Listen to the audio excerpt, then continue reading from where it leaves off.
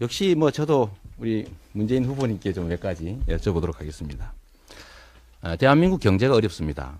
대한민국 경제가 어려운 제일 큰 이유는 소위 경제 기득권자들, 재벌들의 불공정과 비합법적인 이런 경쟁 구조로 이 다수 서민들, 국민들의 노력의 결과를 좀 약탈하기 때문에 그런 것이다. 중소기업의 경영 성과를 단가 후려치기라든지 또는 뭐 기술 개발자들의 기술을 탈취한다든지 하는 이런 비상식적이고 불법적인 방법을 통해서 부를 키우고 또 그거를 정치 권력과 야합을 통해서 또 보장받고 또 그러고 있는 것이 이 나라 경제의 제일 심각한 문제라고 생각합니다. 최순실, 박근혜 게이트도 사실 알고 보면 부패한 정치 권력을 부정한 경제 권력들이 이용해서 부당한 이익을 취하다 생긴 일입니다. 그래서 저는 이 시대 최고의 과제, 우리 촛불 민심이 원하는 바는 부패한 정치 세력 책임을 묻고 정경유착을 끊고 정경유착의 뿌리라고 할 수 있는 재벌에 대한 기득권, 과도한 독점을 해체하는 것이다. 또 줄이는 것이다라고 생각합니다. 그래서 저는 기본적으로 이 시대 과제는 재벌의 독점과 형포를 억제하고 다수 약자들을 그야말로 보호해서 함께 살아가게 하는 억강부약의 정신이 중요한 때라고 생각합니다.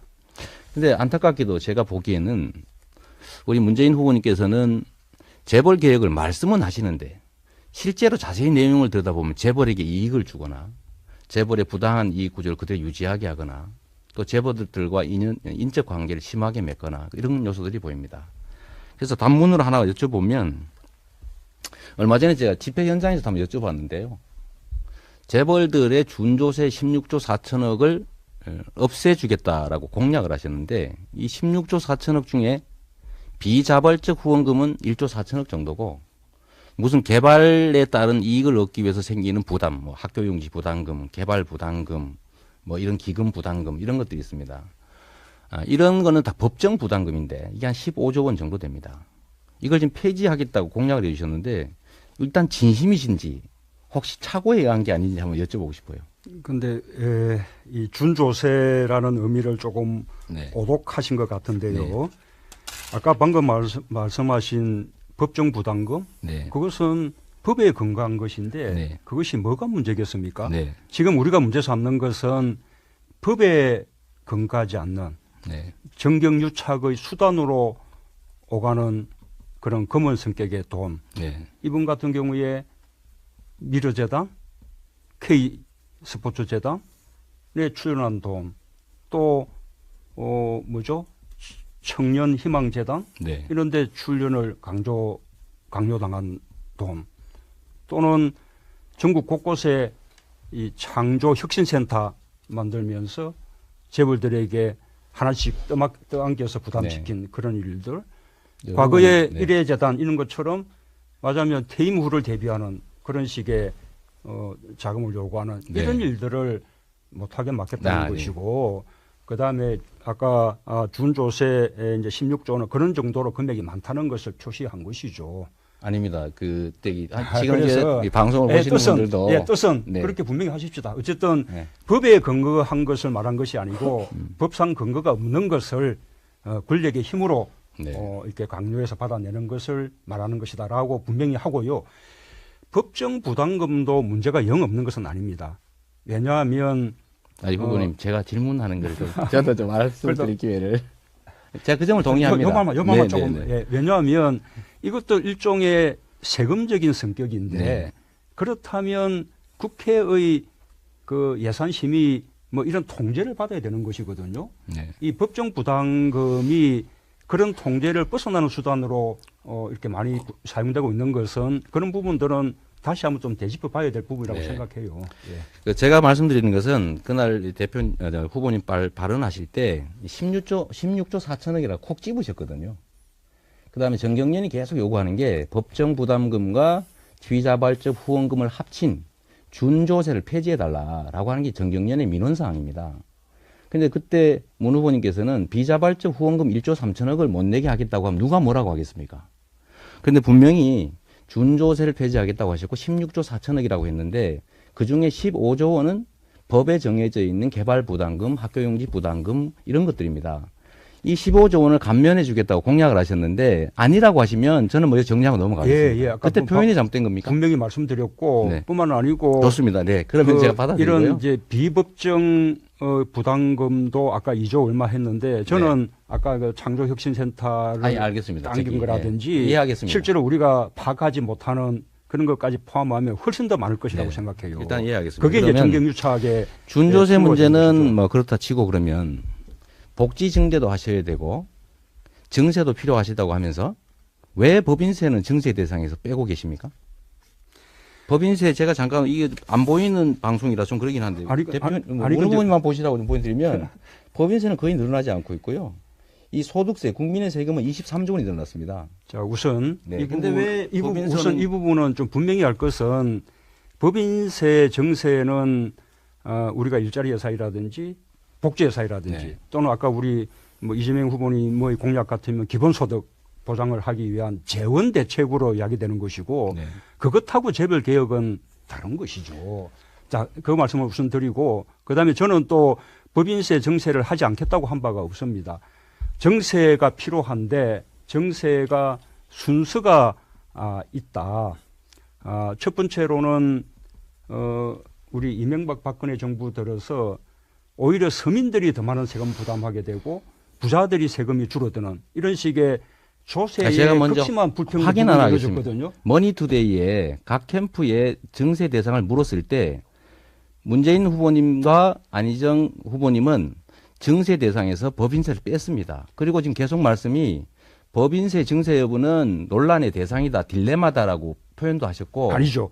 제가 분명한 저의 공약은 첫 번째는 고소득자들의 이 소득세를 더 높이겠다는 것이고 두 번째로는 고액 상속세, 고액 상속, 고액 제가 경유에 대한 말씀드린 세금 법인세입니다. 잠깐만요. 네. 조금만 더 계시면 됩니다.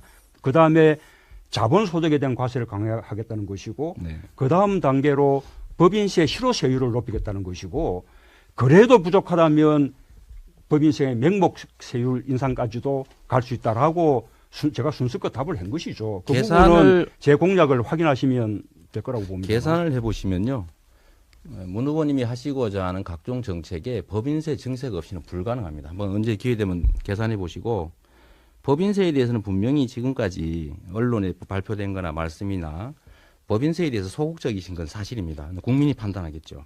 제가 그래서 하나 더 여쭤보겠습니다. 이재명 후보님도 법인세 실효세율 아닙니다. 높이자고 주장을 하고 계신데 500억 이상 그것은 영업이익이 법인세 증세가 아닙니까? 그건 증세가 아니라 현실화하는 것이고 법정 세율을 올리는 게 진짜 증세지요. 법인으로부터 더 많은 세금을 내게 만드는 게 정세인 법인세 것이죠. 실효세율을 아무리 올려도 우리나라에서는 최대치가 5조 원이고 대기업에 대해서 증세를 해도 3조 원을 넘지 못합니다. 그거 단 한 개의 공약도 커버하지 못하는 거라는 거 제가 말씀드리고 싶고 제가 그러면 더해서 한번 여쭤보겠습니다. 문 후보님은 억강부약에 대해서 좀 어떤 생각을 가지는지 모르겠는데 노동조합이나 서민들보다는 4대 기업 경제연구소장부터 먼저 만나셔서 여전히 대기업 재벌이 한국 경제의 견인차다 이렇게 격려하셨고 또 하나 말씀드리면 이번에 10년의 힘이라고 하는 중요한 조직을 만드셨던데요. 10년의 힘. 거기 보니까 삼성을 포함해서 재벌 기업들 출신들이 거의 상당 부분을 차지합니다. 그중에서 삼성 출신들이 엄청 많던데 이런 것들에다가 혹시 기억하실지 모르겠는데 혹시 이학수법이라고 기억하십니까? 예. 네. 그거 혹시 찬성하셨습니까? 반대하셨습니까? 찬성 반대 입장을 가지지 않았습니다. 네? 그것이 표결에 간 바가 없습니다. 아니 그러면 뭐 발의한 일도 없습니까? 저는 발의에 참여하지 않았습니다. 발의에 참여하지 않으셨죠? 예. 범죄자들의 범죄 수익을 환수하는 것은 자연적 정의라고 보는데 그런데도 참여하지 않으셨고 또 심지어 아까 말씀드렸던 이학수법뿐만 아니라 잠시만. 네 이런 이게 시간이 모든 법안에 모든 국회의원들이 다 발의에 참여하는 건 아니죠. 발의에- 발의는 필요한 숫자만 이렇게 확보되면 발의가 되는 것이고 103 그 법안에 대한 찬반은 표결 때 이게 표명하게 되는 것이죠. 103명이 참여하는데 문 후보님은 참여하지 않으셨어요.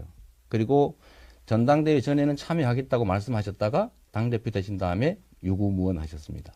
근데 이런 것들에다가 과거 삼성에 대한 엑스파일 그 특검에 대해서도 역시 반대 의견을 가지시지 않았었나 이런 생각이 드는데 이런 점들을 보면 상당히 서민 다수보다는 강자인 삼성이나 재벌에 대해서 좀 편향적이신 후보가 아니실까 하는 국민들의 걱정이 있습니다. 친재벌 후보 아니냐. 그래도 너무나 지금 중요한 말씀을 하셨으니까 네. 이 답변할 기회는 주셔야겠죠. 네, 그럼요. 우선은 제가 재계 인사들도 당연히 만나죠. 그러나 또 중수기업 중앙회도 방문했고요. 뿐만 아니라 사회연대 노동포럼이라는 노동자들의 포럼도 대규모로 결성해서 제가 참석해서 저의 노동정책을 네. 다 충분히 밝힌 바도 있습니다. 그렇게 균형 있게 말씀하셔야지 한 대목만 뽑아내서 재계 인사 만났으니 이렇게 재벌 아니냐 이렇게 말씀하시면 곤란하고요. 그다음에 아까 삼성 그 엑스파일 그 부분은 원주류가 국정원 내에서 이루어졌던 도청입니다. 그 도청 부분에 대해서 검찰이 충분히 수사해서 과거의 국정원장들이 시효가 살아있는 분들은 다 구속돼서 처벌까지 됐었어요. 그런데 그 수사를 하는 그 시기에 특검으로 가자 그러면 거기에 대한 검찰 수사가 중단될 수밖에 없는 것입니다. 저는 그 점을 반대했던 것이고 뜻값 부분, 검사들의 뜻값 부분에 대한 특검은 그것은 별개의 문제다라고 제가 분명히 말씀드렸고 그 부분은 자료가 남아있죠. 네, 알겠습니다. 저는 문재인 후보님께서 서민 다수를 대표하는 그런 후보가 되시고 또 친재벌 후보 이런 말씀 안 듣기를 바랍니다만 정책적이나 이런 측면에서 좀 더 많은 배려를 해주셨으면 하는 바람으로 제 질문을 마치고 재계에서는 좀 좋아하겠습니다. 이 질문에